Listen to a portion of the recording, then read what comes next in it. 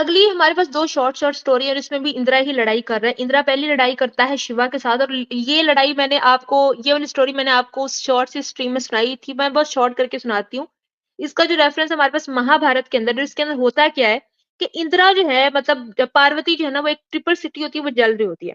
तो पार्वती की गोदी के अंदर एक बच्चा बैठा होता है। तो पार्वती को खुद भी नहीं पता कि उसकी गोदी के अंदर ये बच्चा कौन है, और वो बच्चा गंजा होता है, और उसके बाल, मतलब सर के ऊपर 5 बालों के गुच्छे होते हैं। पार्वती जब उस बच्चे को देखती है, तो पार्वती देवी देवताओं से पूछती है कि ये बच्चा कौन है।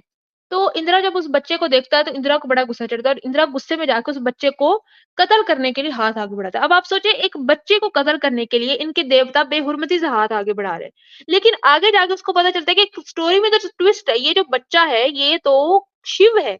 और शिव को जब गुस्सा आता है, शिव इंदिरा को पैरालाइज कर देता है, उसके बाजू को पैरालाइज कर देता है, उसके बाजू को मफलूज कर देता है, और उसके बाद उनकी लड़ाई चलती है।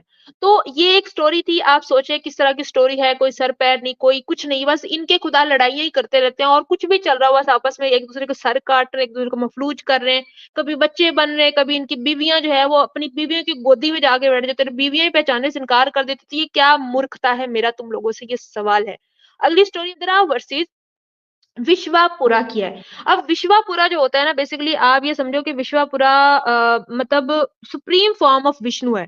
जो महाभारत के अंदर, जैसे मैं आजकल वैसे गीता पढ़ रही हूँ, तो उसके अंदर 10th चैप्टर के अंदर आई थिंक, जिसमें वो बोलता है, जिसमें वो एकदम से एक वो लाता है ना, वो अवतार लेता है। बहुत सारे उसके मुख आ जाते हैं, बहुत, यानी विष्णु की सुप्रीम जो अवतार होता है, उसको बोलते हैं विश्वापुरा।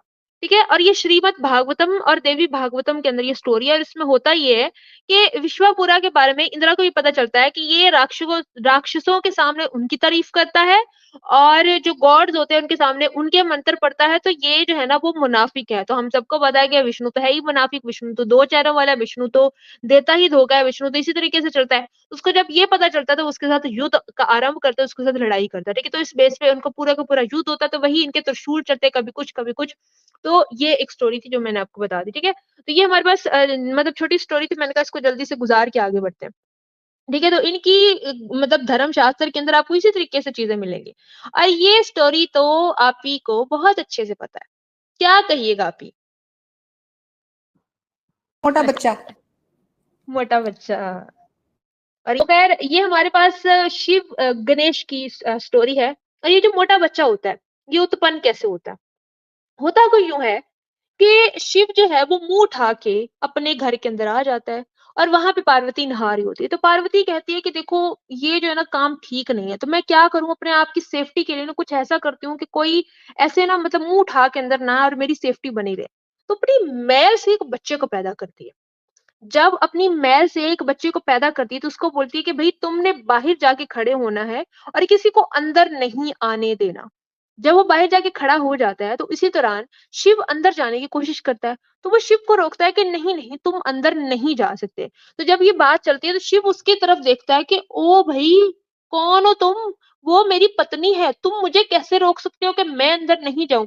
तो वो आगे से उसको दिखाता है आँखें, कि वो तो मेरी माता है, तुम मेरे ऊपर किस तरीके से आँखें गाड़ रही हो। अब देखिए कि इनके भगवान है, कि पिता को नहीं पता कि ये मेरा पुत्र है, और पुत्र को नहीं पता कि ये मेरा जो है ना वो पिता है, और वो आपस में लड़ाई कर रहे हैं। और इस लड़ाई इतनी बढ़ जाती है कि इस लड़ाई के अंदर जो शिव है वो विष्णु को बुला लेता है।